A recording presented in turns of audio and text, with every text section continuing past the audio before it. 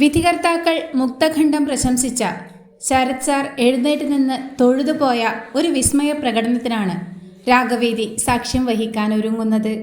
സലിൽ ചൗധരി ഈണം പകർന്ന വളരെ പ്രയാസകരമായ ഗാനത്തിൻ്റെ അസാധ്യമായ ആലാപനത്തെക്കുറിച്ച് വിശേഷിപ്പിക്കുവാൻ വാക്കുകളില്ലാതെ വിഷമിക്കുകയായിരുന്നു വിധികർത്താക്കൾ.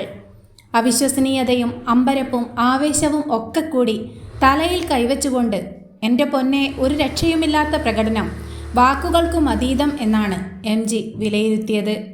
വളരെ എക്സൈറ്റ്മെൻറ്റോടു കൂടിയാണ് ശരത് സാർ പ്രതികരിച്ചത്. ഒട്ടും ഈസിയല്ല ഇത് പാടാൻ, ഒരസാധ്യമായ കൊമ്പോസിഷൻ കൊണ്ടുവന്ന് വളരെ മനോഹരമായി പാടിയെന്ന് അഭിപ്രായപ്പെട്ടുകൊണ്ട് എഴുന്നേറ്റ് നിന്ന് തൊഴുതുകൊണ്ടാണ് ശരത് സാർ അഭിനന്ദിച്ചത്.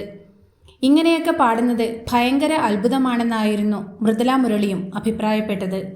ഇവിടെ കാറ്റിന് സുഗന്ധം എന്ന സലിൽ ചൗധരി ഈണം പകർന്ന നിത്യഹരിത ഗാനത്തിൻ്റെ വശ്യസുന്ദരമായ ആലാപനത്തിലൂടെ കൃഷ്ണയാണ് വിധികർത്താക്കളെ ഒന്നടങ്കം അത്ഭുതപ്പെടുത്തിയത്.